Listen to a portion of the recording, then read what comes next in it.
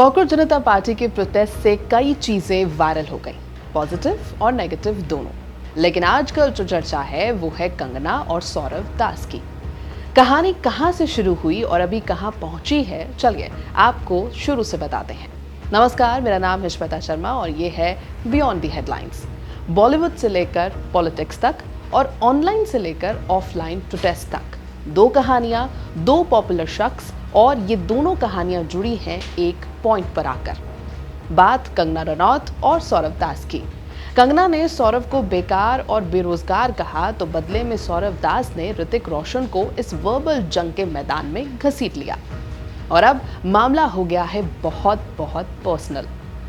पूरा मामला क्या है आपको शुरू से बताते हैं। इस पूरे ड्रामे की शुरुआत हुई जेन-ज़ी और हाल ही में हुए प्रोटेस्ट को लेकर। बीजेपी सांसद और एक्ट्रेस कंगना रनौत ने प्रोटेस्ट करने वाले युवाओं पर निशाना साधते हुए उन्हें बहुत ज्यादा बुरा भला कह दिया। उन्होंने यहाँ तक कह दिया कि जेन-ज़ी की रील्स और उनकी भाषा देखकर उन्हें उल्टी जैसी फीलिंग आती है। इसी पर कॉकरोच जनता पार्टी के प्रवक्ता सौरव दास ने एक मीडिया इंटरव्यू में कंगना पर पलटवार कर दिया। सौरव ने कहा कि जब कंगना को उनकी खुद की पार्टी यानी बीजेपी में कोई सीरियसली नहीं लेता तो देश की जनता क्यों ले। देखिए, कंगना रनौत जी को अब उनके पार्टी वाले ही ज़्यादा नहीं पूछते हैं, ज़्यादा सीरियसली नहीं लेते हैं उनको, तो हम लोग भी क्यों सीरियसली ले। मुझे नहीं लगता जेन जी में या जेन अल्फा में या कोई भी यंगर जनरेशन में उनको सीरियसली कोई लेता है या उनकी बात सुनता है। वो पॉलिटिशियन है, नेता बन गई है।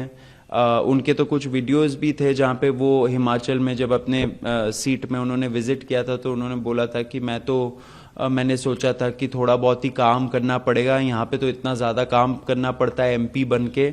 तो ये उनका सीरियसनेस दिखाता है। वो हमें अनसीरियस जनरेशन बोल रही है लेकिन उनका सीरियसनेस उन्होंने ही खुद को एक्सपोज कर दिया था। इस पे ज़्यादा मैं कुछ बोलूँगा नहीं। शब्दावली सही नहीं है, शब्दावली संभाल लेना चाहिए नेताओं को, अपने पद का गरिमा भी बना के रखना चाहिए। आपसे कई गुना ज़्यादा जेन-ज़ी ने इस देश के लिए किया है, कर रहे हैं। इस देश के लोकतंत्र में भरोसा फिर से जगाने का काम जेन-ज़ी ने किया है, आपने नहीं किया है, तो ये आप जरूर याद रखिए। इसके बाद कंगना ने इंस्टाग्राम स्टोरी पर सौरव दास की जन्मपत्री ही छाप दी। कंगना ने लिखा, मैंने इस बंदे को गूगल किया, यह 28 साल का है और खुद को स्टूडेंट कहता है। मुझे समझ नहीं आता 28 साल की उम्र में कोई स्टूडेंट कैसे हो सकता है। मेरी इस उम्र में 2 नेशनल अवार्ड्स आ चुके थे। इसके साथ ही कंगना ने उन्हें बेकार और काम धंधा न करने वाला बता दिया। इसके बाद सौरव दास ने क्या कहा, सुनिए। देखिए, कंगना जी को तो उनका गूगल भी गलत इन्फॉर्मेशन बताता है, इससे पता चल रहा है। मैं 28 का नहीं, मैं 27 साल का हूँ, वो भी अभी कुछ टाइम पहले ही मैं 27 साल का हुआ हूँ। मैं स्टूडेंट भी नहीं हूँ, गूगल भी वही बताएगा स्टूडेंट हूँ नहीं, मैं जर्नलिस्ट हूँ। एंड मैंने भी कभी क्लेम नहीं किया कि मैं एक्टिव स्टूडेंट हूँ। मैं स्टूडेंट ऑफ लाइफ हूँ। सब लोगों को स्टूडेंट ऑफ लाइफ होना चाहिए। वैसे ही हम लोग आगे बढ़ेंगे, वैसे ही हमारे अंदर एक अंडरस्टैंडिंग आएगा। हमारा एज भले ही ज़्यादा हो या किसी का भी एज ज़्यादा हो, अगर वो स्टूडेंट ऑफ लाइफ नहीं है, ज़िंदगी से वो सीख नहीं रहे हैं, तो फिर विजडम भी नहीं आएगा। कंगना जी को भी ये समझना चाहिए कि ऐसे स्टूडेंट ऑफ लाइफ बनना चाहिए उनको भी। और फिर सौरव दास ने बरखा दत्त को दिए एक इंटरव्यू में कहा कि मेरे दोस्त भी कंफ्यूज थे कि क्यों कंगना मेरे पीछे पड़ी है।